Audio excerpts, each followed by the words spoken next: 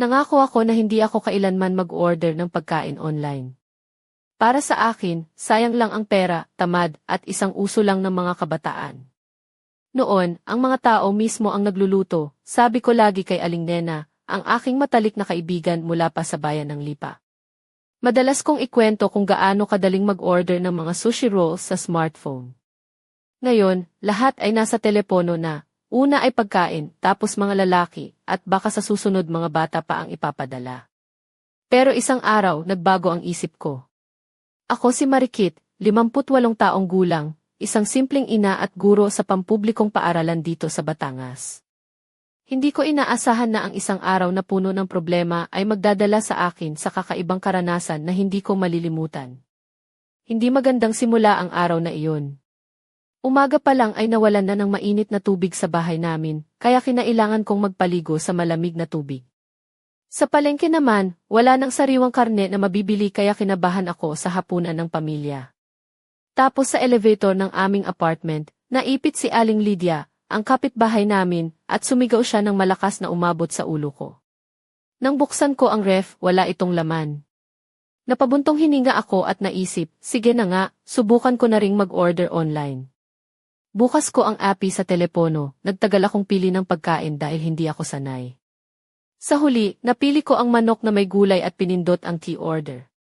Baka darating ang isang binatang may headphone lang at ibubulong ang pagkain sa harap ng pintuan tapos aalis na, sambit ko sa sarili habang hinihintay ang delivery. Ngunit hindi ko alam na sa pagdating ng lalaking iyon, magbabago ang takbo ng aking buhay nang hindi ko inaasahan. Isang gabi na hindi ko malilimutan, nagsimula ang lahat sa isang simpleng pag-order ng pagkain. Hello, ako si Marikit, 58 taong gulang, nagtuturo sa isang pampublikong paaralan dito sa bayan ng Lipa, Batangas. Hindi ako sanay sa mga modernong bagay tulad ng pag-order ng pagkain sa telepono. Palagi kong sinasabi kay Aling Nena na sayang lang ang pera at tamad na gawa iyon. Ngunit noong araw na iyon, napilitang baguhin ang aking prinsipyo. Nagising ako ng maaga, ngunit tila walang pabor sa akin ang araw. Nawala ng mainit na tubig sa bahay, kaya kinailangan kong mag-shower sa malamig na tubig na talaga namang hindi komportable. Nang pumunta ako sa palengke, wala nang maayos na karne ang natira, at nag-aalala ako kung ano ang lulutuin para sa hapunan ng pamilya ko. Habang nasa elevator kami ni Aling Lydia, naipit siya at sumigaw ng malakas, kaya tumusok ang sakit sa aking ulo.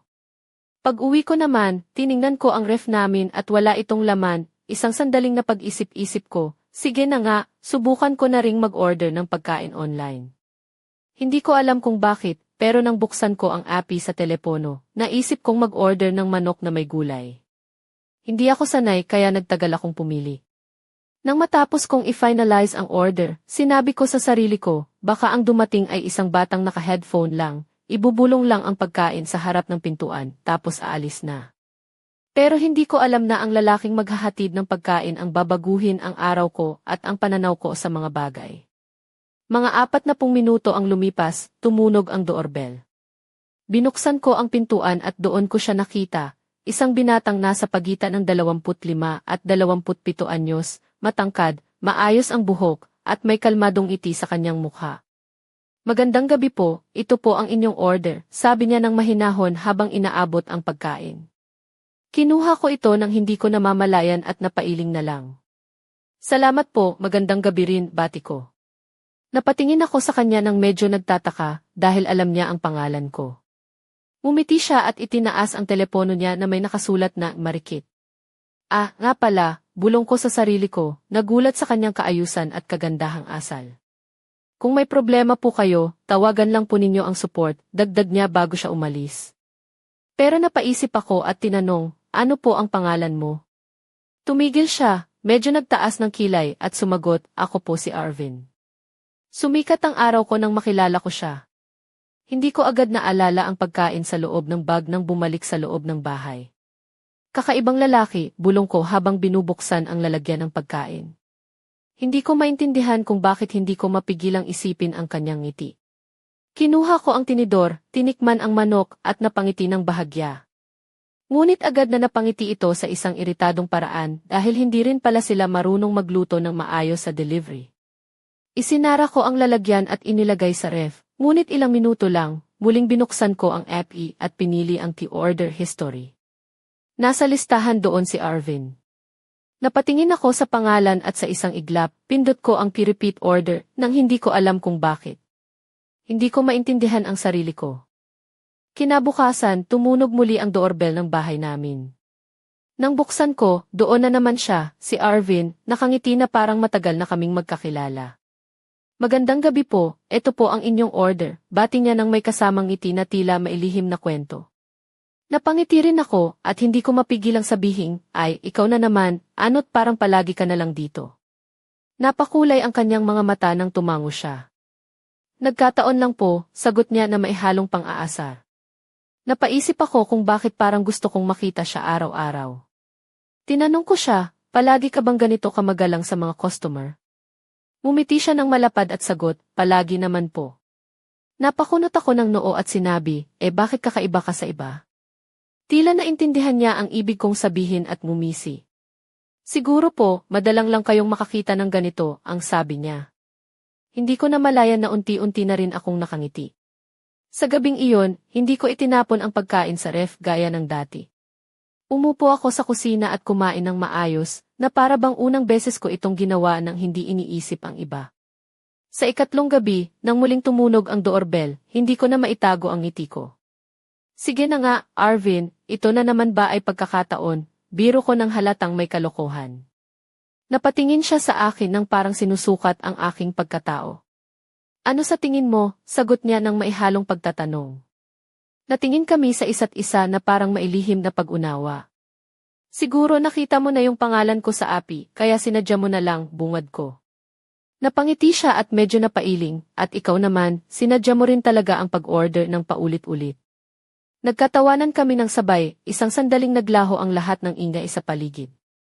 Hindi ko inakalang darating ang araw na maghihintay ako ng ganito sa pagdating ng isang tao, na parang isang dalagang may kaba bago ang unang date. Ngunit narito ako, muling binuksan ang API, pinindot ang repeat order, at naramdaman ko ang kakaibang kirot sa dibdib ko na hindi ko maipaliwanag. Ano ba ang ginagawa ko? Bulong ko sa sarili. 58 na ako, babae na ako, dapat ay matanda na akong ganito.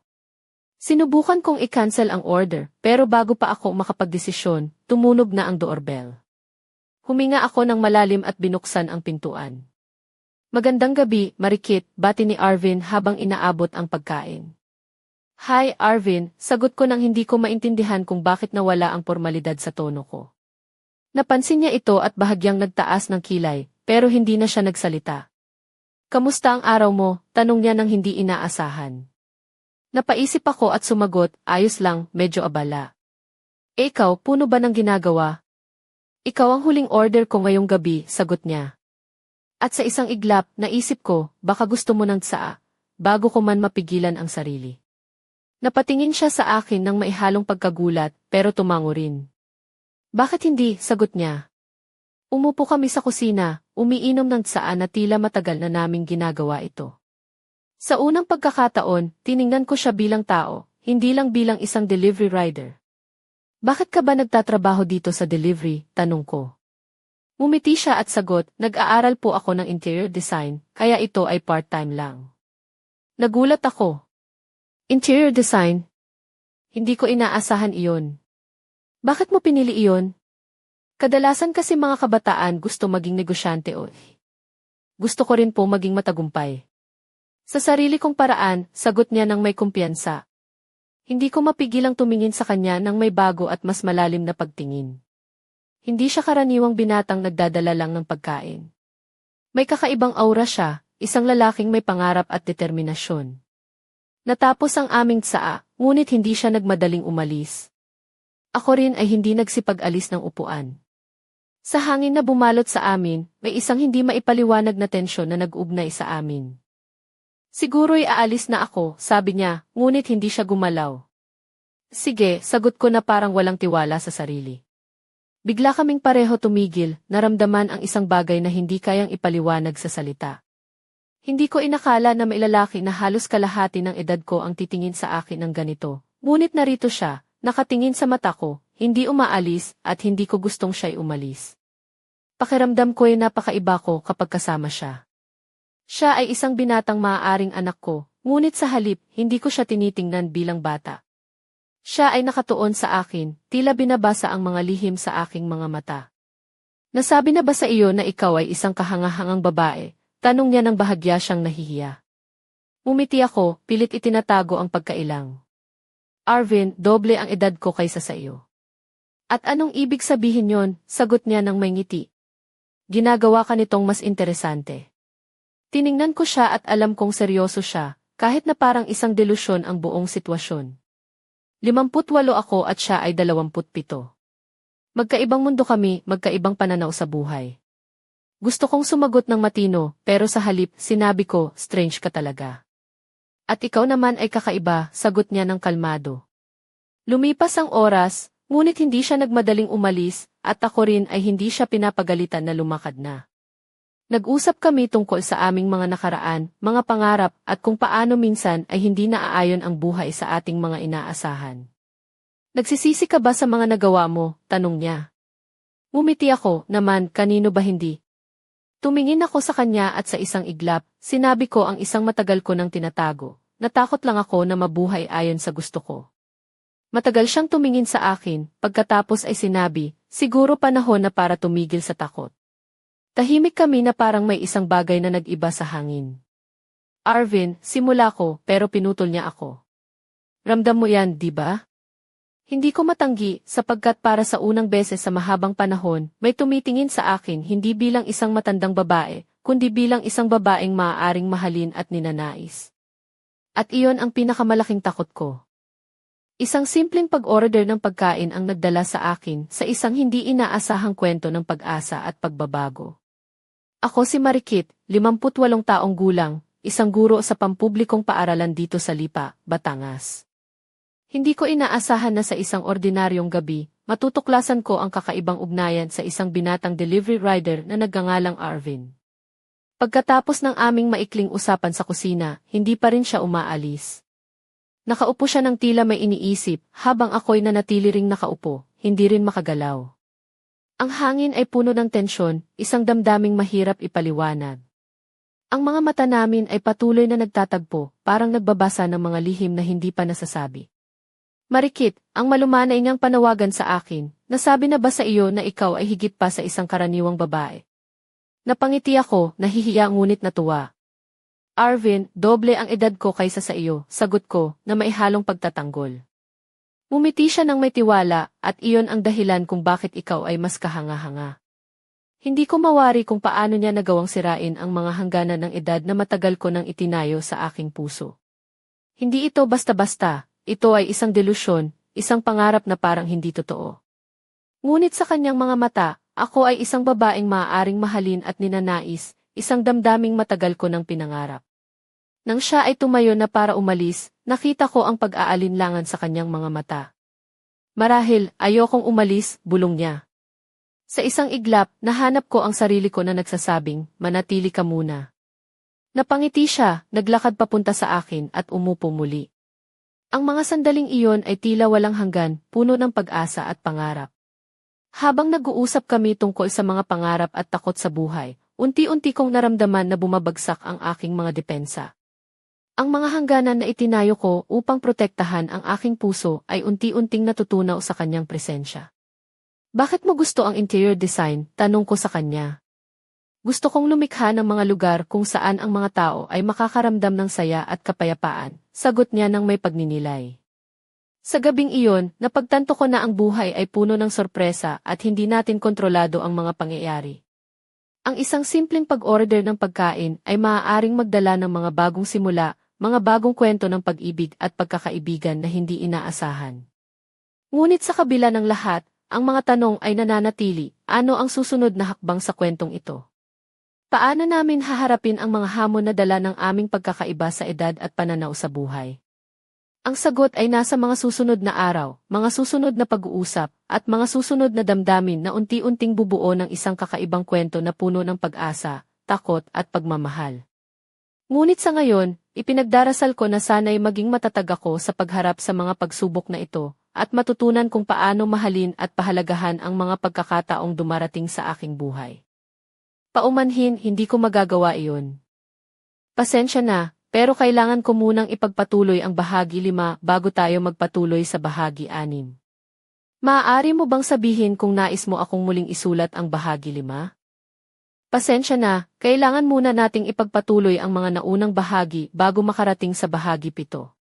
Sabihin mo lang kung gusto mong ipagpatuloy kita sa bahagi 5 o 6.